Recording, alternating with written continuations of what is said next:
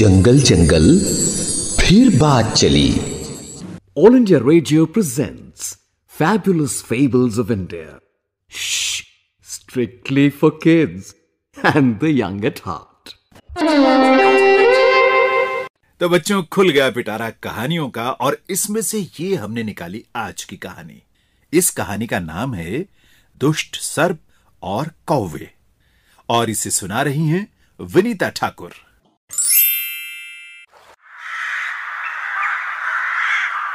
प्यारे बच्चों, आज की कहानी एक कौवा और कौवी की है।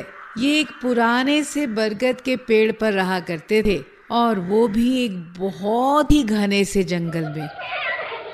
शांति से दिन इनके गुजर रहे थे कि उसी बरगद के पेड़ के एक खोखले से तने में कहीं से आकर एक दुष्ट सर्प रहने लगा। सर्प यानी कि सांप रहने लगा। और कौवी जब हर वर्ष मौसम आने पर अपने घोंसले में अंडे देती, वो दुष्ट सांप मौका देखते सही समय निकालकर चुपके से घोंसले के अंडे निकालकर खा जाता। एक बार हुआ यूं कि कौवा और कौवी दोनों ही जल्दी ही खाना खाकर अपने घोंसले को लौट आए, और उन्होंने जो देखा वो दुष्ट सर्प उनके घोंसले में रखे अंडे को झपट कर खा गया, और उसके बाद अपने खो में जाकर आराम से विश्राम करने लगा, जैसे कुछ हुआ ही ना हो। और कौवी, उसका तो दिल रो पड़ा, वो तो लगी रोने।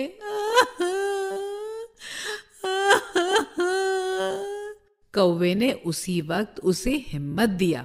देखो प्रिया, अब जब हमें ये बात मालूम हो गई कि हमारा शत्रु है कौन, हम उससे जल्द ही छुटकारा पाएंगे। तुम मत रो प्रिया। कौवे ने किसी तरीके से उस वक्त कौवी को मना लिया, और फिर घोंसले को पेड़ के सबसे ऊपरी तने पर बनाकर दे दिया। कुछ दिनों तक तो सब कुछ ठीक रहा। फिर उस दुष्ट सांप ने उसे भी देख लिया, और उसके बाद स्थिति फिर वही हो गई। अब बात कुछ ज्यादा परेशान करने वाली हो गई, तो कौवे को और कोई नहीं, उसे अपनी प्यारी दोस्त चतुर लोमड़ी की याद आ गई। भाई, ऐसा तो होता ही है कि दोस्तों की याद ऐसे समय में जरूर आती है।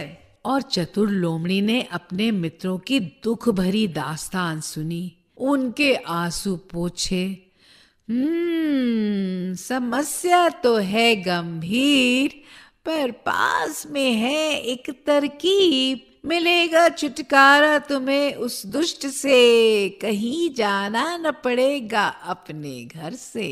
वाह! तरकीब सुनकर दोनों खुशी से उछल पड़े और उड़ते उड़ते चले गए अपने घर, क्योंकि अगले दिन उन्हें बहुत कुछ खास करना था।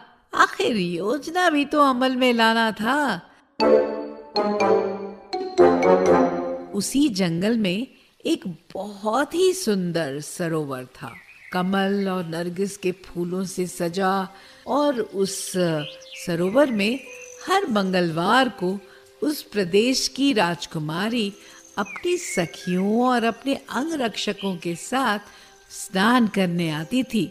और उस दिन जब राजकुमारी जी आई सरोवर के तट पर, उन्होंने अपने कपड़ों के साथ अपना वो खूबसूरत सा रत्न जड़ित मोतियों का विलक्षण हार रखा, तो कौवा बिजली की गति से उस हार को चोंच में दबा लिया और उड़ चला।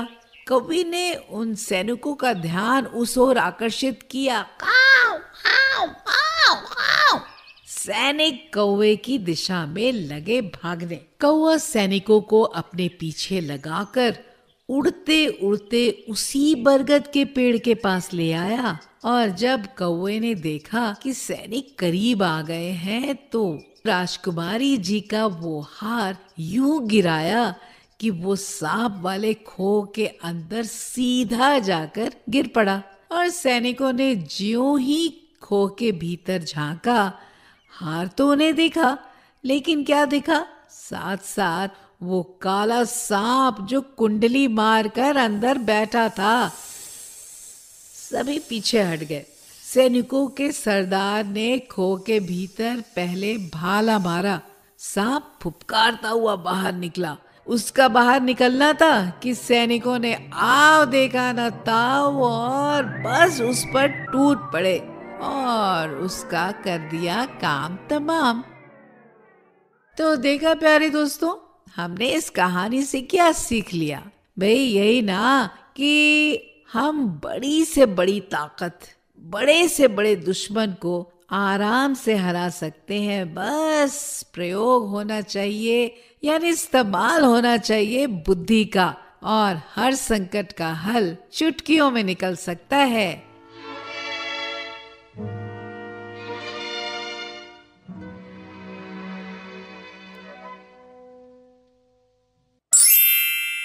थैंक यू के साथ साथ आपको अपने कमेंट्स भी भेजने होंगे हमारे फेसबुक पेज आकाशवाणी फीचर्स पर। खैर, आपको ये बता दूं कि दुष्ट सर्प और कौवे की कहानी आपको सुना रही थी विनीता ठाकुर। बच्चों, जंगल जंगल फिर बात चली कि ये जो सीरीज चल रही है उसमें अभी तक आपने इतनी सारी कहानियां सुनी।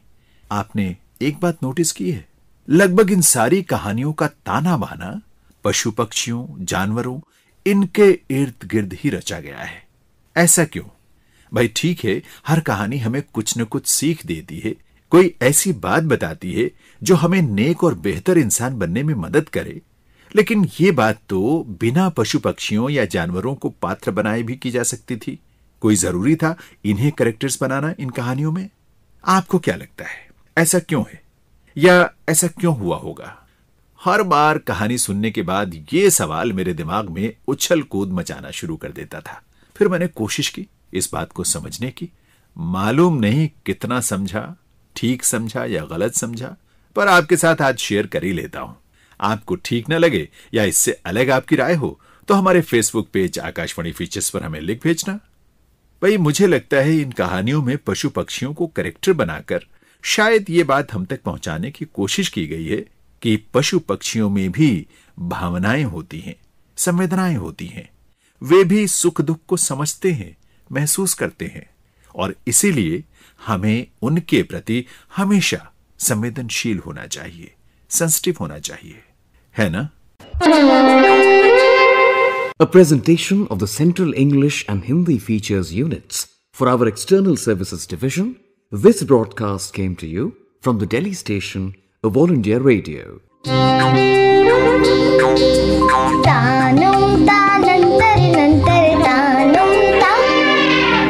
जंगल जंगल फिर बात चली।